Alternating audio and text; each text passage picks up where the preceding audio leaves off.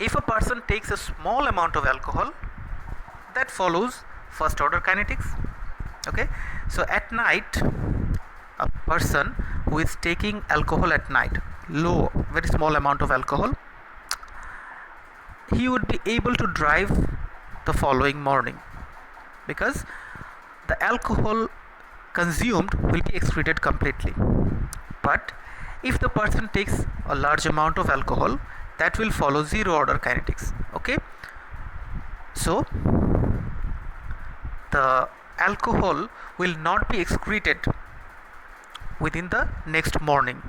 Okay, the amount of alcohol will remaining in his body will be much higher, so the person will not be able to drive in the following morning. Okay, but as the patient does not know the border between first order and zero order kinetics, he might think that he would be able to drive in the next morning, and when the police will catch him, they will find alcohol in his breath. Okay, so the person will be in trouble. Now,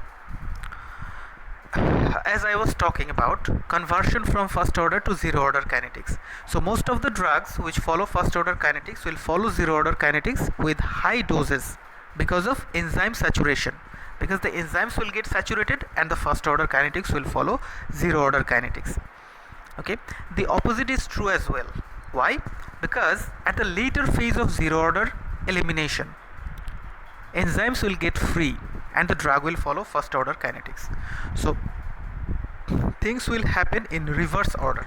That means when you have given a very large dose of a drug at a time, then the all enzymes will get saturated and the drug will follow zero order elimination. And when the drug is being eliminated, in the process of elimination, the amount of drug will be decreasing within the body, and at some point of elimination through zero order kinetics, the enzymes will get free. The amount of drug within the body will be much less, and the drug will follow first order kinetics because the enzymes are now free. Okay, hope you understand this. Now, what are the differences between first order and zero order kinetics? This question appears in exams frequently, so I have included this thing here. So in first order kinetics, you can see it is a process where a constant fraction of drug is eliminated per unit time, and in zero order a constant amount of drug is eliminated. Okay, this is the definition. And then you can see that same elimination time for different doses in first order kinetics, and elimination time increases with increasing doses in zero order kinetics. In first order kinetics, the half-life is constant for a certain drug, but the half-lives are variable in case of zero order kinetics. Okay, follows linear kinetics. The first order kinetic follows the linear kinetics, and the zero order kinetics follows the non-linear kinetics, and the graph will be exponential. If we plot the graph, then this will be an exponential graph, and in case of zero order kinetics, that will be a straight graph. Now come to another important parameter, which is volume of distribution. So what is volume of distribution? Let's look at the definition. So this is the definition. It is the volume of fluid that would be required to contain of all of the drug in the body at the same concentration measured in the blood or plasma. So if we give a drug and that is evenly distributed within the plasma, so we measure the amount of volume in which the total drug is distributed. Okay, so don't think it in a complicated way. Simply, this is the volume of fluid, or this is the total volume of fluid in which a drug is evenly distributed. Okay, so the equation is volume of distribution equals to amount of drug in the body divided by plasma concentration. Now see, if a drug is confined to plasma, its volume of distribution is low. Why? Because the total volume here is the volume of plasma. The drug is confined to plasma only, and the plasma volume is about 3 liters. So the drug has a low volume of distribution, and this is mostly true for water soluble drugs, because water soluble drugs cannot cross the cell membranes, so these drugs will remain within the plasma mostly, in most cases. Okay, the next one, we can say that if a drug enters into the interstitial fluid compartment, then it has a larger volume of distribution. Okay, because here the total volume is plasma volume plus interstitial fluid volume. So look here, that a drug which is confined to plasma only, that has the volume of plasma, that volume of distribution is equals to the volume of plasma only. And if the drug passes to the interstitial fluid compartment, then its volume of distribution is larger, because it has the volume of plasma as well as the volume of interstitial fluid. This total volume will be its volume of distribution.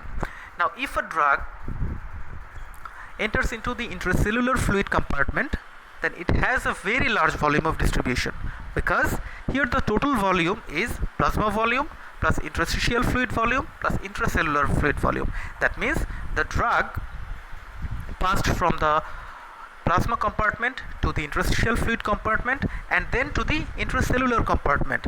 So its volume of distribution will be the total volume, the total body fluid volume. Okay, and you see that lipid soluble drugs have larger volume of distribution, because these drugs can easily cross the cell membranes and are distributed into all the fluid compartments. Now you can see a few examples. I have included a few examples. Like chloroquine, it has a very high volume of distribution, 15,000 liter. Why? Because this drug is deposited into body fat, so its volume of distribution is very high. And theophylline, it has 30 liter of volume distribution, because this drug can enter into the interstitial fluid compartment, then into the intracellular compartment, but not in other sites. So its volume of distribution is like the volume of body water. Okay, now warfarin has a volume of distribution which is low, 8 liter. So it is highly plasma protein bound. It mainly remains within the plasma, and some of this can enter into interstitial fluid. So its volume of distribution is low, which is 8 liter. Okay, now come to another important topic, which is clearance, which is plasma clearance, the volume of plasma from which the drug is completely removed per unit time. Okay, that means what is clearance? Clearance is the volume of what? Volume of plasma. Volume of plasma which is freed of a drug per unit time. Okay, completely removed of a drug per unit time. So clearance equals to rate of elimination of drug is divided by plasma drug concentration.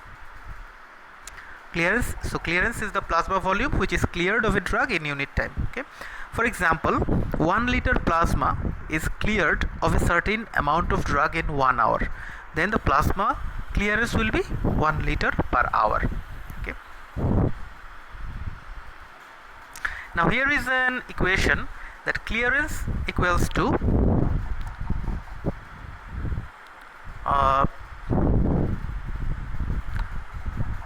elimination constant into volume of distribution, right? Clearance equals to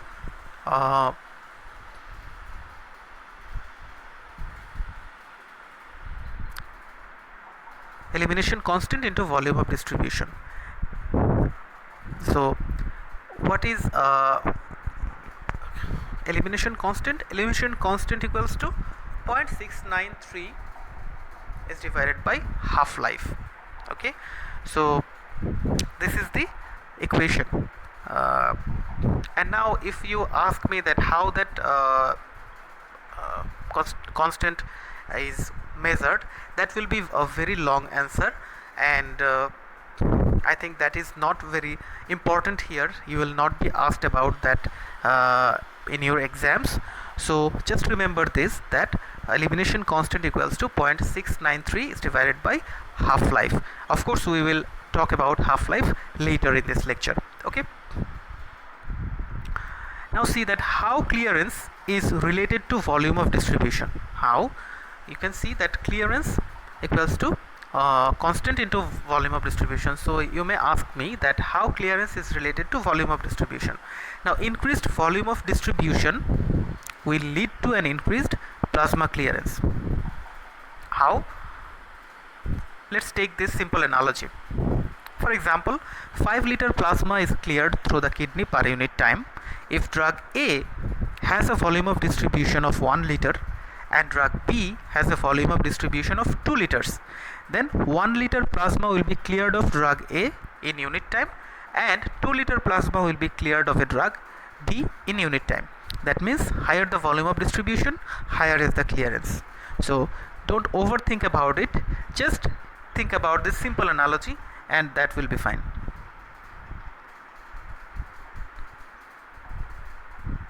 Now let's go to half-life. What is half-life?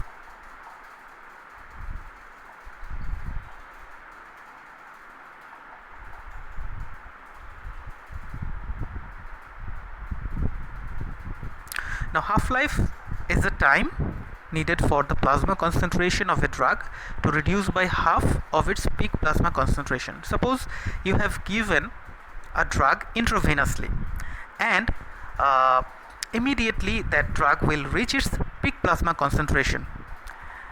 Now with time, with the passage of time, the drug will get metabolized and get excreted from the body and its plasma concentration will decrease, right? So the time which is needed for the drug to be reduced by half of its initial concentration is called the half-life. For example, peak plasma concentration of a drug is 10 milligram per ml. Suppose we have given a drug intravenously and it reaches its peak plasma concentration, which is 10 milligram per ml immediately, and then after 2 hours it has become 5 milligram per ml. The concentration of the drug in the plasma has become 5 milligram per ml. Then we can say the half-life of the drug is 2 hours. Okay, now what is terminal half-life?